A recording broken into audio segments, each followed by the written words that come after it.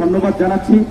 একই সাথে খুব দুঃখ প্রকাশ করছি যে এই কারণে যে এই বিশ্ববিদ্যালয়ে প্রায় 30,000 রেগুলার স্টুডেন্ট রয়েছে, কিন্তু যখনই দেখা যায় আজকে জাহাঙ্গীরনগর বিশ্ববিদ্যালয়ে হামলা হয় কিংবা কোটা সংস্কার আন্দোলন, নিরাপদ সড়ক আন্দোলন সহ বিভিন্ন আন্দোলনে ছাত্রলীগের সন্ত্রাসী হামলা হয়, সেখানে যখন প্রতিবাদ শুরু হয় তখন এই গুটি কয়েক ছাত্র কিংবা এই গুটি কয়েক সচেতন শিক্ষার্থীরাই সর্বপ্রথম ব্যানার নিয়ে দাঁড়ায়, কথা বলার জন্য দাঁড়ায়, নির্যাতিতদের পাশে দাঁড়ায়। কিন্তু যদি এই অবস্থা চলতে থাকে একসময় এরাও দাঁড়াবে না, একসময় ব্যানারটিও খুঁজে পাবেন না। আজকে শুধুমাত্র জাহাঙ্গীরনগর বিশ্ববিদ্যালয় আক্রান্ত নয়, আজকে পুরো সমাজ, পুরো রাষ্ট্র আজকে আক্রান্ত। আজকে এই দেশের প্রত্যেকটি সেক্টর, সাংবিধানিক প্রতিষ্ঠান ধ্বংসের দ্বার প্রান্তে। সেটা বিচার বিভাগ বলেন, প্রশাসন বলেন, শিক্ষা প্রতিষ্ঠান বলেন, প্রত্যেকটি জায়গা আজকে ধ্বংসের দ্বার প্রান্তে। সেটা আপনার চোখের সামনে দেখেও যদি সেগুলো রক্ষার জন্য কথা না বলেন, তাহলে এই দেশের ভবিষ্যৎ অন্ধকার। এই প্রজন্ম নয়, শুধু এই জাতির ভবিষ্যৎ অন্ধকার। আজকে যখন মানুষ ন্যায় বিচার পায় না, ন্যায় বিচারের জন্য মাননীয় প্রধানমন্ত্রীকে হস্তক্ষেপ করতে হয়। যখন ফেরিতে একজন ছাত্রীকে পুড়িয়ে মারা হয়, সেটা ন্যায় বিচার নিশ্চিত করার জন্য প্রধানমন্ত্রীর মুখ থেকে নির্দেশ আসতে হয়। যখন ক্যাসিনো বিরোধী অভিযান চলে, সেখানে প্রধানমন্ত্রীর নির্দেশ আসতে হয়। যখন বিশ্ববিদ্যালয়ের দুর্নীতিগ্রস্ত, নীতি নৈতিকতা কাণ্ড জ্ঞানহীন ভিসিদেরকে সরানোর প্রয়োজন হয়, তখন প্রধানমন্ত্রীর নির্দেশের প্রয়োজন হয়।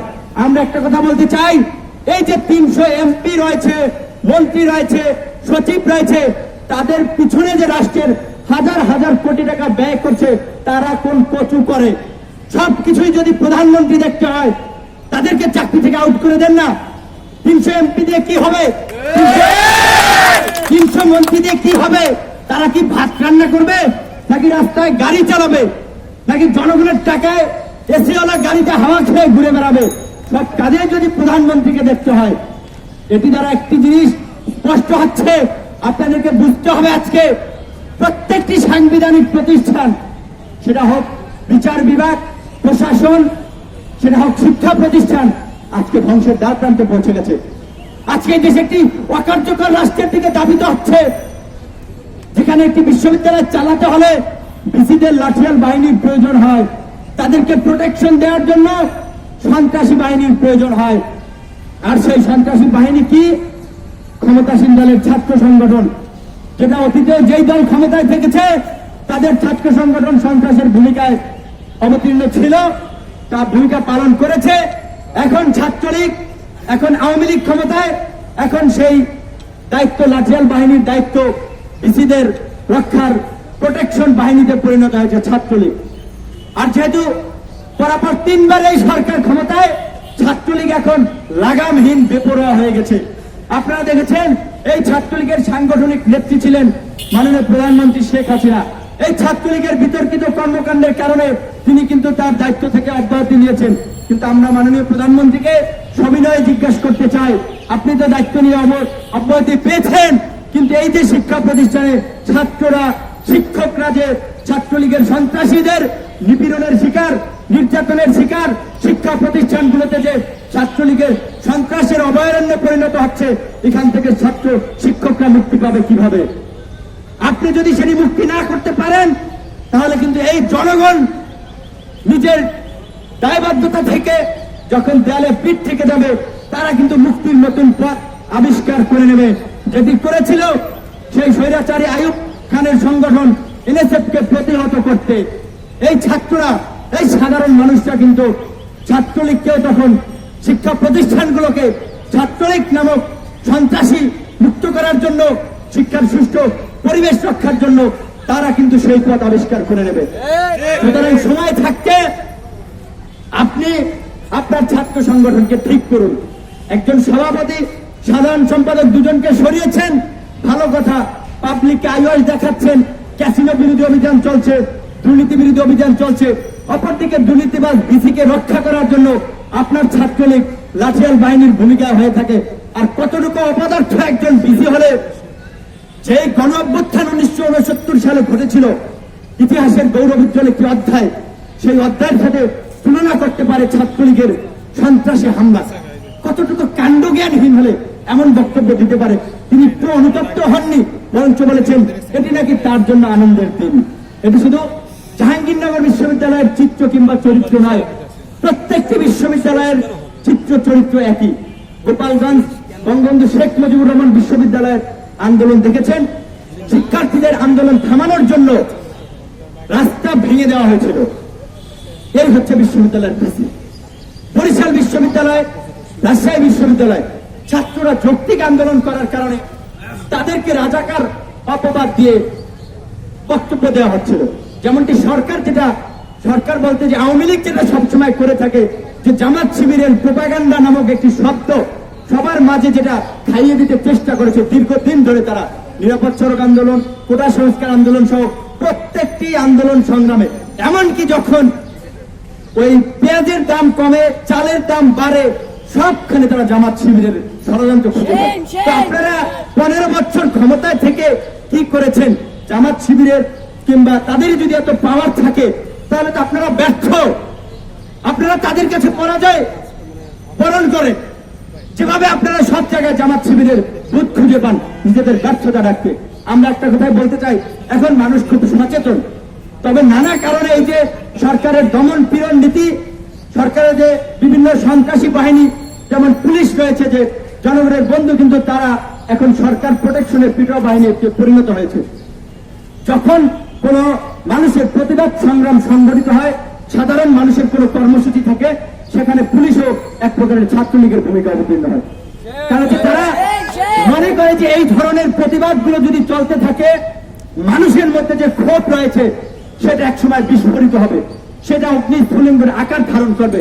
সেই আতঙ্ক থেকে, সেই ফোবিয়া থেকে তারা সবসময় এই আন্দোলন নিয়ে যেমন নেগেটিভ প্রচারণা চালায়, তেমনি ভাবে সেই আন্দোলন দমন করার জন্য ছাত্র শিক্ষক যারাই করে তাদের উপরে নির্মম নির্বিচারে হামলা চালায়। এখানে দাঁড়িয়ে আজকে বক্তব্য দিচ্ছি, কিছুদিন আগেই এই যে ঢাকা বিশ্ববিদ্যালয় লাইব্রেরির সামনে নির্মম ভাবে এই ছাত্রলীগের হায়নাদের হাতে নির্যাতনের শিকার হয়েছিলাম। শুধু আমি না, এখানে দাঁড়িয়ে রয়েছে যেসব ছেলে, প্রত্যেকটি ছেলে। তারপরেও বুক টান করে বলতে চাই যে জীবনের শেষ রক্তবিন্দু থাকা পর্যন্ত ছাত্রলীগের সন্ত্রাসীদের বিরুদ্ধে যে লড়াই সংগ্রাম শুরু করেছি, যে কথা বলা শুরু করেছি, সেই ভয়ে অব্যাহত থাকবে। বিনীত আহ্বান থাকবে যে সময় থাকতে আপনারাও শরীক হন। আজকে বিশ্ববিদ্যালয়, ঢাকা বিশ্ববিদ্যালয়ের কথা দেখেন, শিক্ষার্থীদেরকে হলে রাজনৈতিক দাস বানিয়ে রাখা হয়েছে। ছাত্রলীগের প্রোগ্রাম করলে হলে থাকা যায়, প্রোগ্রাম না করলে হলে থাকা যায় না। ছাত্রলীগ কিভাবে হলে এই নৈরাজ্য কায়েম করে যাচ্ছে? কারণ বিশ্ববিদ্যালয়ের যে বর্তমান যে প্রশাসন রয়েছে, যারা দলকানা প্রশাসন, রাজনৈতিক দলের লেজুর ভিত্তি করে বিশ্ববিদ্যালয়ে নিয়োগ পেয়েছেন, চেয়ারটা ঠিক রাখার জন্য সরকারের পা চেটে যাচ্ছেন। তারা ছাত্রদের স্বার্থ নয়, বরং সরকারি দলের ক্ষমতাসীন ছাত্র সংগঠন ছাত্রলীগকে দিয়ে বিশ্ববিদ্যালয়ে একটা দখলদারি পরিবেশ কায়েম করে রেখেছেন। ডাকসুর ভিপি হয়ে 7 মাস বিশ্ববিদ্যালয়ের অথরিটিকে বলেছি, হল প্রশাসনকে চিঠি দিয়েছি, এখন পর্যন্ত কোনো কার্যকর উদ্যোগ নেয়নি। আমরা শিক্ষার্থীদেরকে বলতে চাই, যতক্ষণ না পর্যন্ত আপনারা তাদেরকে বাধ্য করতে না পারবেন, তাদের চেয়ার ধরে টান দিতে না পারবেন, ততক্ষণ পর্যন্ত আপনাদের সমস্যার সমাধান হবে না। বুয়েটের ছাত্ররা পেরেছে, ছাত্রলীগের সন্ত্রাসীদের নামটাও দেয়াল থেকে মুছে দিয়েছে। তারা ইউনাইটেড ছিল, তারা পেরেছে। আমরা বারবার যেটা বলেছি, ছাত্রলীগের অনেক ভালো কাজ ছিল ইতিহাসে, কিন্তু বর্তমান প্রেক্ষাপটে ছাত্রলীগ সন্ত্রাসীদের ভূমিকা অবতীর্ণ হয়েছে। সুতরাং সেই সন্ত্রাসীদের নাম মুছে দেওয়ার জন্যই আমরা বলছি, আমরা ছাত্রলীগের যে গৌরবোজ্জ্বল অধ্যায় ছিল সেটিকে আমরা অস্বীকার করতেছি না।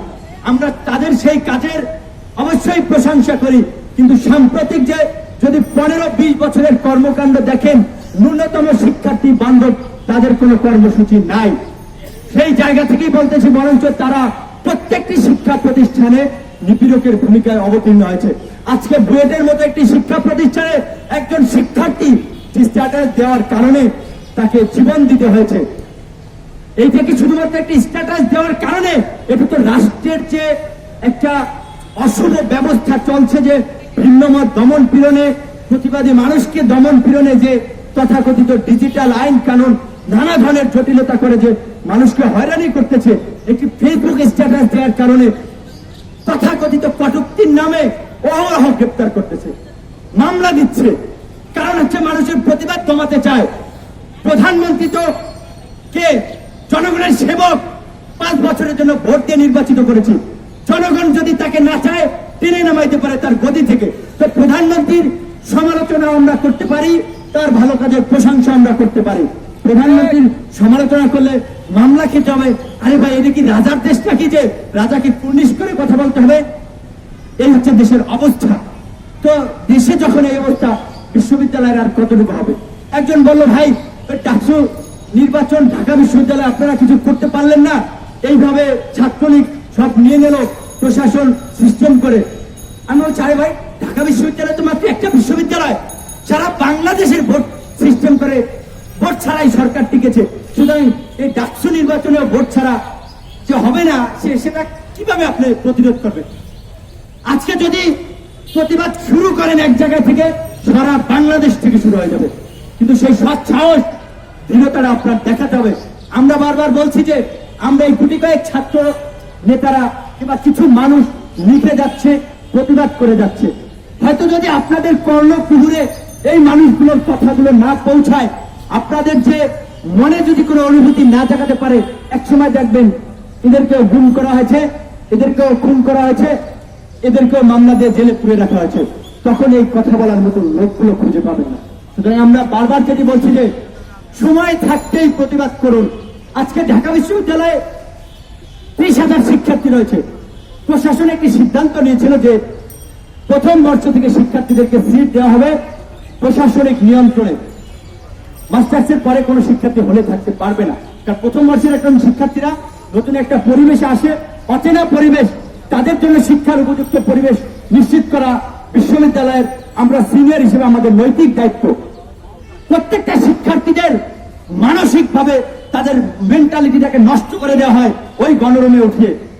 ওই জোর করে মিছিল মিটিং প্রোগ্রামে একজন শিক্ষার্থীর 9টায় ক্লাস থাকে, 8:30টার জন্য ডাকাতের মতো দরজায় নক করে তাকে প্রোগ্রামের জন্য নিয়ে আসা হয়। অনেক সময় ক্লাস পরীক্ষা বাদ দিয়ে তাকে প্রোগ্রামে আসতে বলা হয়।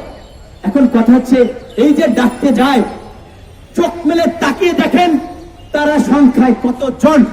মাত্র গুটি কয়েক। আপনারা কিছু না বলার কারণেই তারা পার পেয়ে যাচ্ছে। তারা আপনাদেরকে গোলাম বানিয়ে রেখে তাদের স্বার্থ সিদ্ধি হাসিল করে যাচ্ছে। প্রত্যেকটা হল থেকে ছাত্র ইউনাইটেড হল যৌক্তিক দাবিতে প্রয়োজনে প্রত্যেক প্রবেশ বাংলো ঘেরাও করেন, বিসি অফিস ঘেরাও করেন, বিসির বাসভবন ঘেরাও করেন, যে 24 ঘন্টার মধ্যে অভিযান চালিয়ে হল থেকে অছাত্র বহিরাগত ছাত্রলীগের সন্ত্রাসীদের উচ্ছেদ করতে হবে। আমি চ্যালেঞ্জ করে বললাম 24 ঘন্টার মধ্যে সমস্যার সমাধান হবে। কিন্তু প্রশাসন জানে যে ছাত্রলীগের লাঠিয়াল বাহিনীর ভয়ে আপনারা মেরুদণ্ডহীন হয়ে গেছেন, আপনারা কথা বলেন না। সেই কারণেই প্রশাসন মনে করতেছে যে ছাত্রলীগ তো আমাদের লাঠিয়াল বাহিনী, সুতরাং তারা যদি শিক্ষার্থীদেরকে দাসত্বের মধ্যে আবদ্ধ করে জিম্মি করে রাখতে পারে তাহলে তো সেটা আমাদের ভালোই। সুতরাং সেজন্য আমরা শিক্ষার্থীদেরকে বারবার বলবো যে আমরা আছি আপনাদের পাশে, আপনাদের প্রতিবাদের অগ্রভাগে থাকবো। আপনারা সোচ্চার হন, নিজেদের অধিকার আদায়ে সচেতন হন।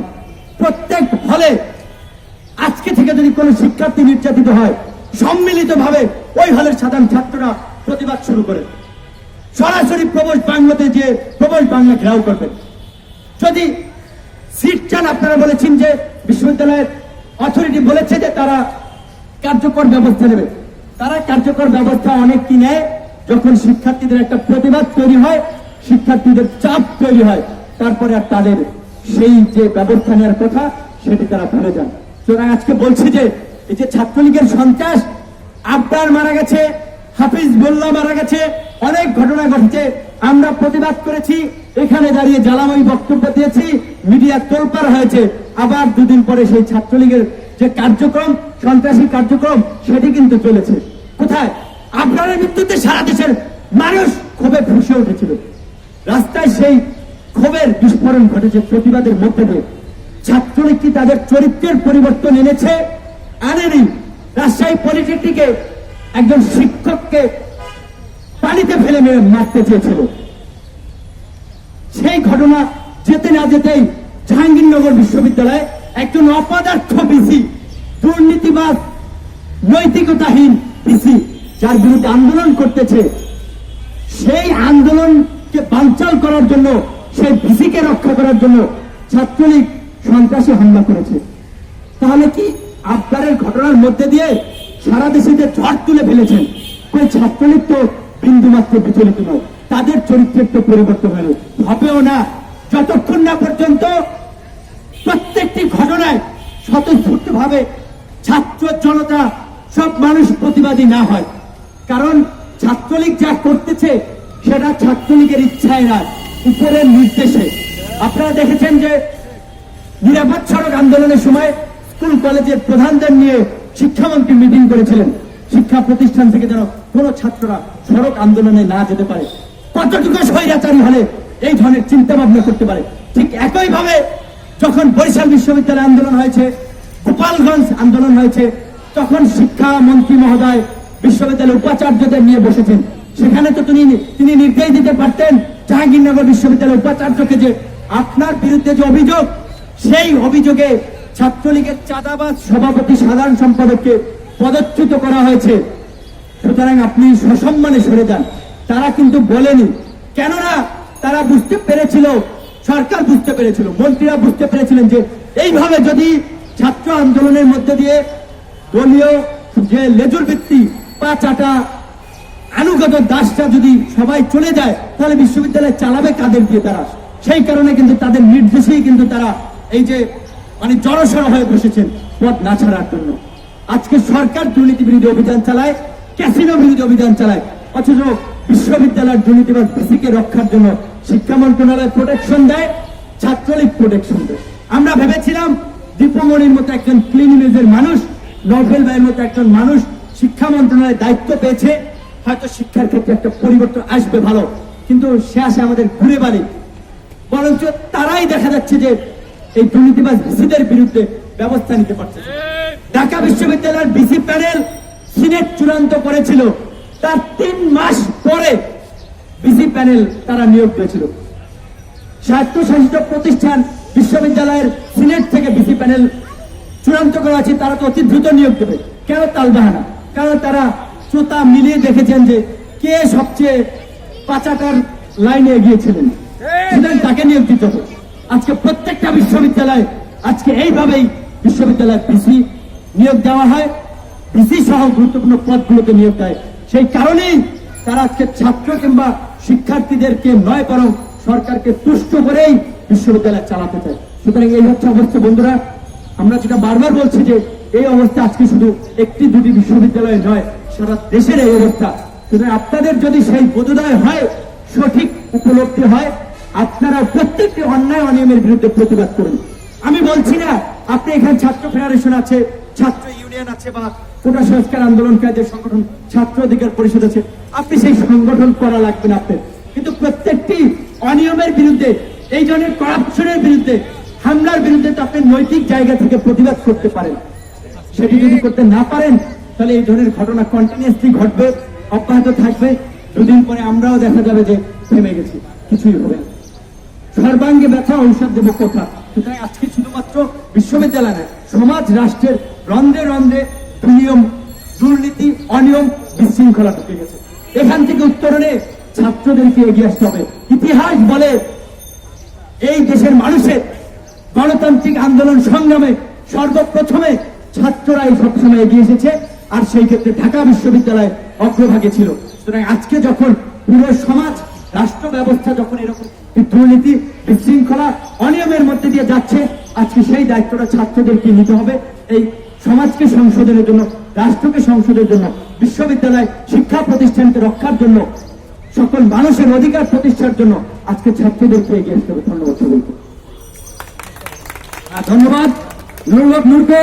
আমাদের পরবর্তী কর্মসূচি আমরা জানিয়ে